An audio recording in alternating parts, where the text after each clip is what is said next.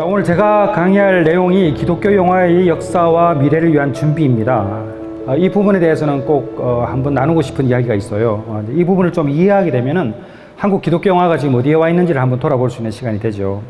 기독교 영화는 무엇인가라는 부분에 대해서 우리가 생각해 볼 게 뭐냐면은 기독교 영화는 소재와 주제가 좀 중요한데요. 소재 같은 경우는 이제 어떤 대상을 우리가 선택을 해서 영화를 만들 것인가, 이거는 다양하게 있을 수 있죠. 기독교 영화는 소재와 주제가 기독교적이면 기독교 영화, 한국 기독교 영화의 특징으로는 이 세 가지가 있다. 그러니까 기독교 영화는 굉장히 좀 좁아요, 우리가 볼 때에. 그리고 기독교 영화는 사실은 해석의 범위가 굉장히 높습니다.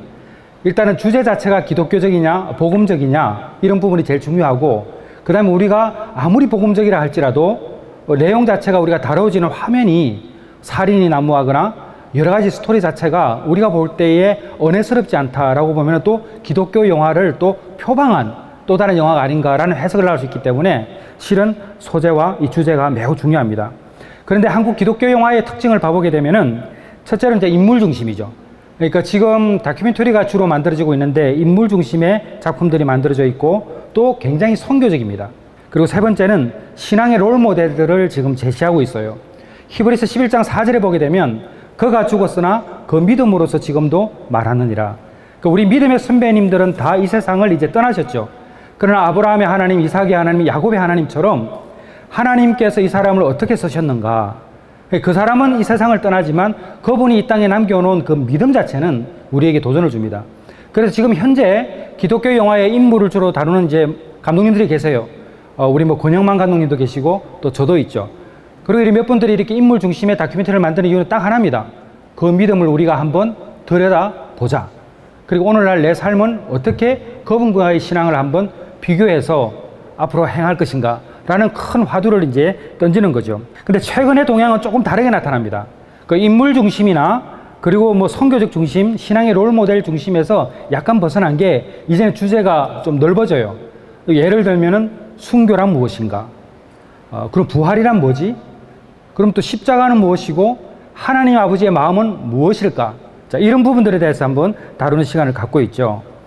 그 한국 기독교 영화의 역사를 한번 들여다보겠습니다. 보게 되면 1948년도에 죄 없는 죄인 이라는 제목의 영화가 하나 만들어져요. 우리 권영만 감독님이 일사각오라는 영화를 만드셨고 저희가 백업을 했었어요. 그래서 제가 한번 팀을 이렇게 팀워크 구성을 해서 한번 한 적이 있는데, 이 영화가 1948년도에 주기철 목사님이 일대기를 만든 영화입니다.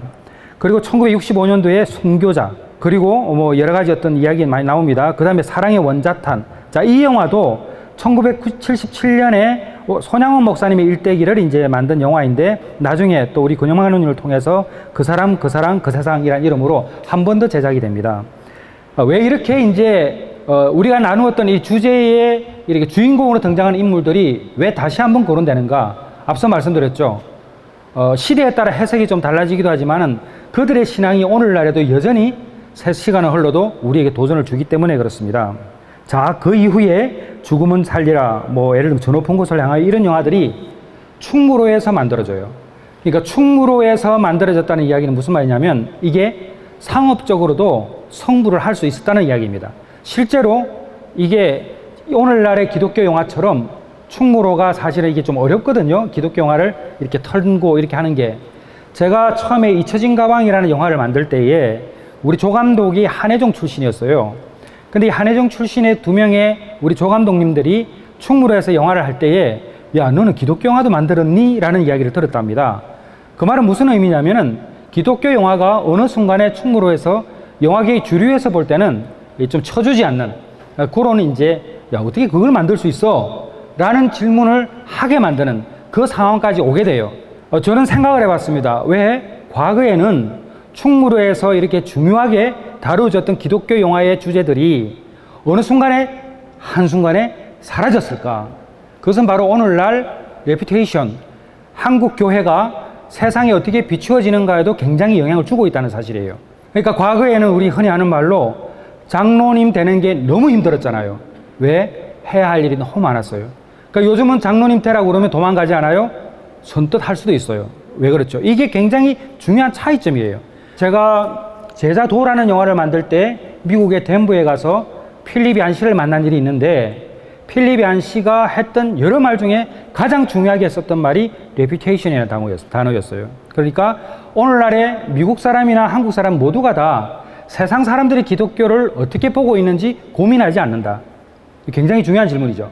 그게 오늘날에 우리가 문화라는 틀 안에 들어가게 되면, 문화라는 틀 안에 프레임을 받쳐서 딱 보게 되면 충무로에서 왜 환대하지 않는가라는 것은 답이 나오죠. 그런 어려움을 겪고 있었는데, 아마 아시는 분이 있겠습니다만은 2000년대 들어와서 팔복이라는 아주 짧은 단편이 KBS PD였던 김우현이라는 감독에 의해서 만들어집니다. 이건 극장에 가지 않았어요.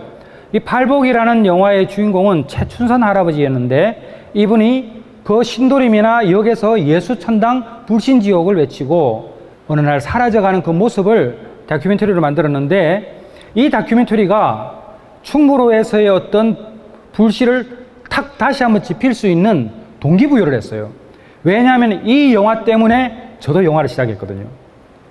그리고 이 영화 때문에 교회가 영상에 대해서 관심을 갖기 시작했습니다. 사실 그 당시에 이 최춘선 할아버지 팔복이라는 이 영화는요, 안 본 교회가 거의 없습니다. 그리고 그때 유명했던 CCM국도 같이 갔죠. 오직 주의 사랑에 매여.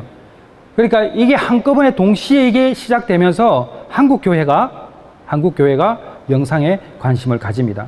그 이후에 뭔가 해야 되겠다는 생각을 의도한 건 아니었으나 세 사람에 의해서 시작을 합니다. 그 세 사람이 누구냐면 소명의 신현원 감독님. 이 신현원 감독님이 소명이라는 선교사의 삶을 4편까지 만듭니다. 그리고 동시에 회복이라는 영화를 김종철 감독이 만들게 되죠. 그리고 그 다음에 제가 잊혀진 가방이라는 것을 만들어서 당시에 신현원, 김종철, 김상철 이 세 사람이 충무로의 기독교 영화를 다시 한번 상영하는 그 시작을 하게 됩니다. 그러면서 여러 편들이 만들어졌는데, 근데 실제로 꾸준하게 1년에 한 편씩 아니면 2년에 한 편씩 이렇게 만드는 사람들이 사라져 갔어요. 신현원 감독님도 어느 순간에 영화를 이제 그만하시게 되고, 김종철 감독님도 이제 극장에 개봉되는 영화를 이제는 하지 않고 이스라엘 관련 사역으로 이제 자기 사역을 이제 넘기셨죠. 이런 과정에 이제 저 혼자 남아있는 상태에 한 분이 나타나는데 권형만이라는 KBS PD입니다. 이 권형만이라는 이 한 분이 공영방송이라는 그 KBS에서 기독교 영화를 만들기 시작하죠.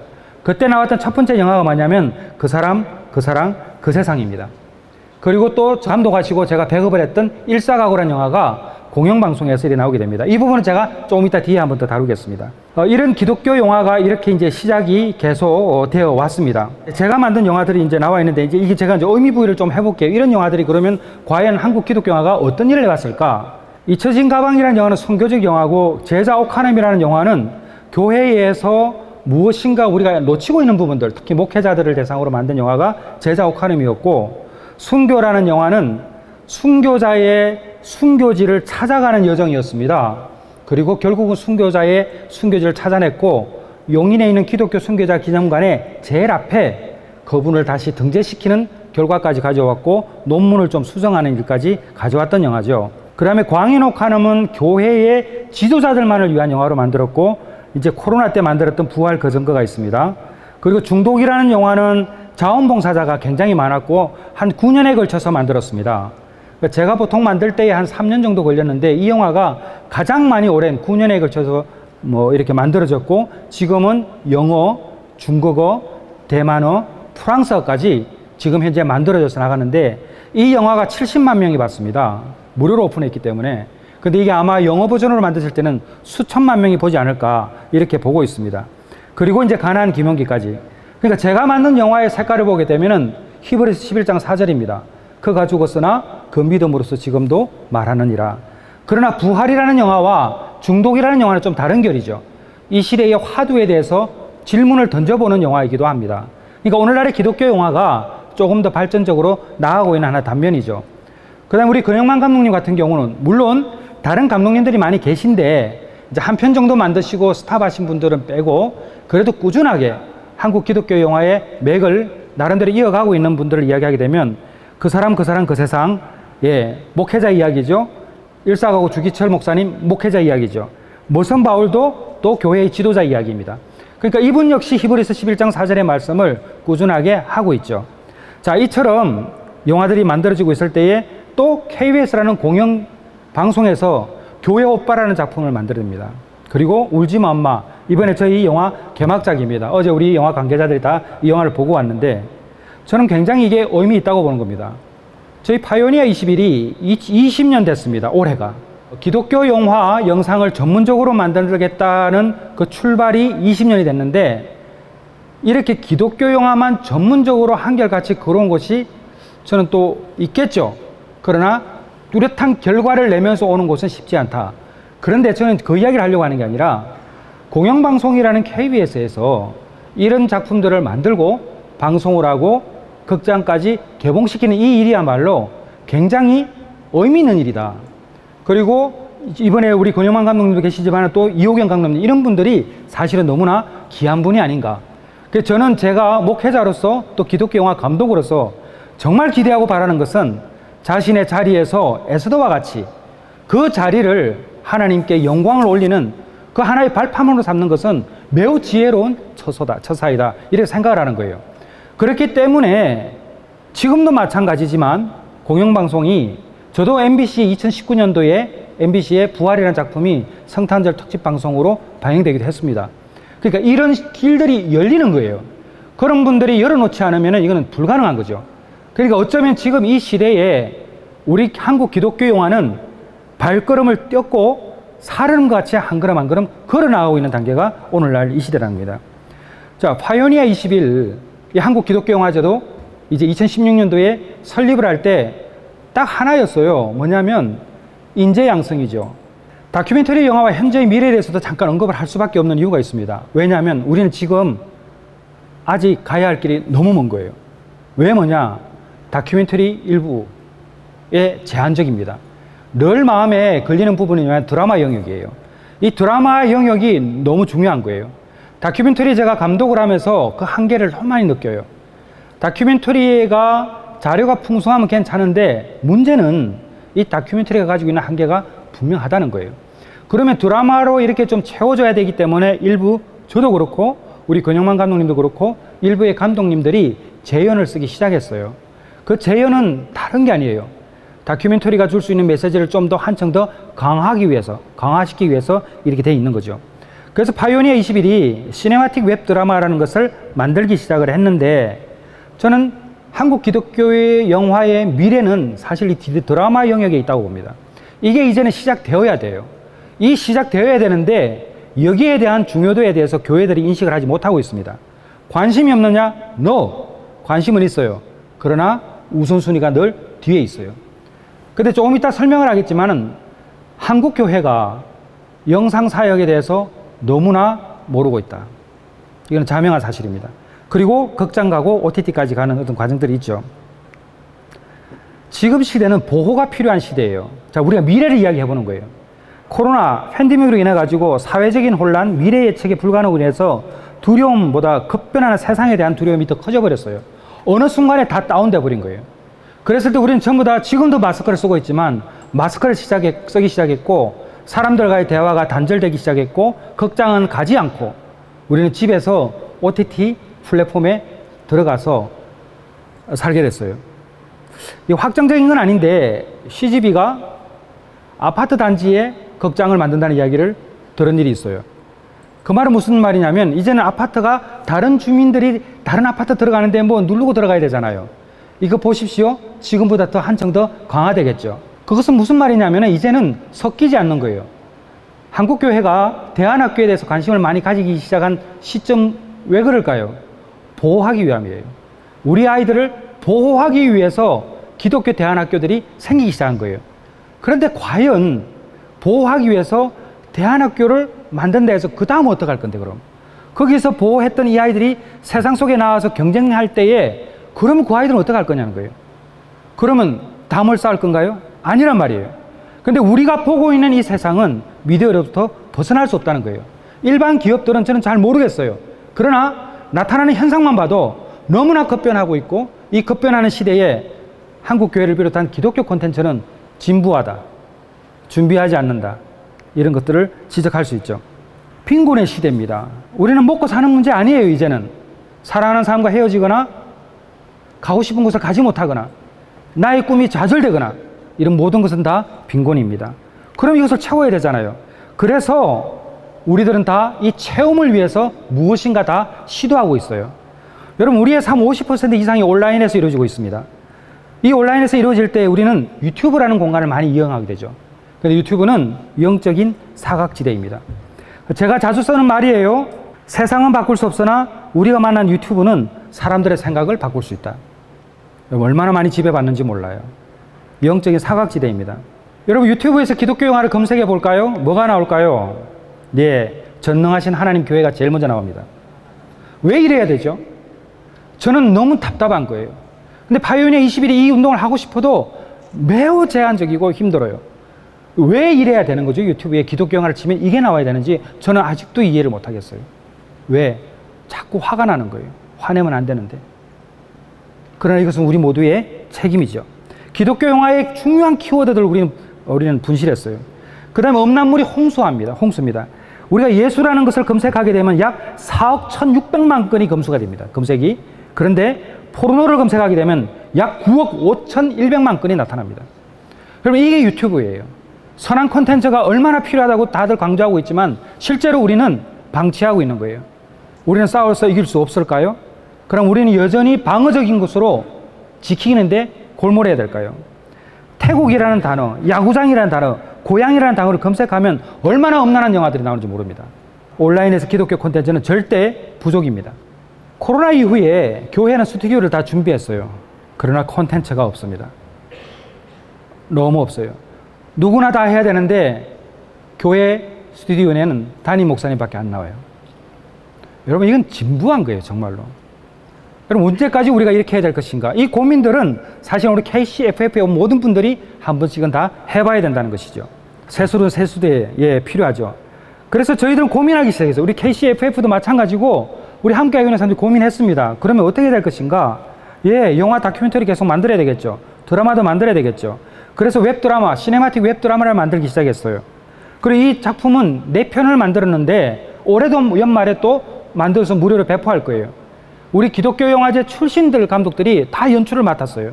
그리고 우리 선배들이 전부 다 한 분야를 맡아서 만들었어요.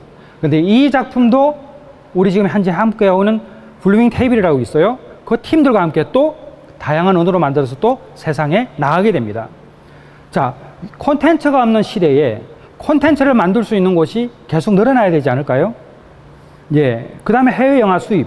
여러분, 돈 되는 영화를 수입하는 것이 아니라 그래도 최소가 우리가 예수님이 우리 인생의 주인이라면 사람을 바꿀 수 있는 영화를 만들어야 되지 않겠습니까? 수입도 해야 되겠죠. 오늘 저녁 타임에 여러분은 정말 좋은 영화를 하나 볼 것입니다. 그것을 일반적으로 유튜브에서 본 게 아니라 비공개 감독 버전을 저에게 준 게 있기 때문에 그것을 보게 됩니다. 얼마나 선한 콘텐츠가 사람의 마음을 감동시킬 수 있는지 여러분 또 보게 되죠. 여러분, 우리는 늘 고민해요. 우리 권호동 집사님 지금 나왔는데 권 집사 놀면 뭐하니? 이런 것도 계획해봤어요. 언제 될지 모르겠어요. 그러나 우리는 계획하는 거예요. 어느 것도 할 수 없는 것이 아니라 우리가 먼저 한번 해보자는 거예요. 이것만 있는 게 아니죠. 예수 찾아 산말리. 자, 이런 것들은 우리가 꿈꾸고 계획하는 거예요. KCFF가 사실은 이런 모든 일을 할 수 있는 가장 중요한 자양분이 되는 이 한국 기독교 영화제이죠. 그래서 이 영화제는 너무 잘 되어야 돼요. 그리고 앞으로 많은 사람들의 도움이 필요하죠. 여러분, 한국 기독교 영화제는 2016년도 1회를 시작으로 단편 영화부터 시작했습니다. 오늘날 7회까지 진행되었고, 오늘 이 시간은 파이오니아 21이 20년 된 일이 해기도 하지만은 KCFF의 새로운 출발인 해입니다. 그래서 너무나 중요한, 너무나 귀한 이 시간을 우리가 갖는 겁니다. 스티븐 오 감독님이 헐리우드 영화에 대해서 여러분께 보여드렸어요. 우리 파이오니아 21의 보드 멤버죠. 정말 상상하기 어려운 하나님께서 만남의 관계를 만들어 오셨어요. 저는 하나하나가 다 너무 소중해요. 우리 권호중, 우리 이제 초대 위원장님이시죠? 말씀하셨죠. 제가 여러분께 말씀드릴 수 있는 것은 하나님을 증명할 수 있는 게 너무 많은 거예요. 나를 증명하는 게 아니라 하나님을 증명할 수 있는 게 제 인생에 너무 많은 거예요. 그러나 저뿐만 아니라 우리 여기에 모인 분들, 특히 또 우리 이성애 또 이분 위원장님도 마찬가지예요. 이 모든 것들이 하나님을 증명하는 게 너무 많은 거예요. 우리 스테바노 감독님도 잠언 16장 9절 말씀하셨잖아요. 여러분 정말 환영합니다. 한국 기독교 영화제가 흘러온 이 역사는 사실은 제가 몇 시간을 해도 할 게 너무 많아요. 그러나 빨리 끝내라고 해서 이제 중단하고 싶습니다. 여러분 너무 환영합니다. 감사합니다.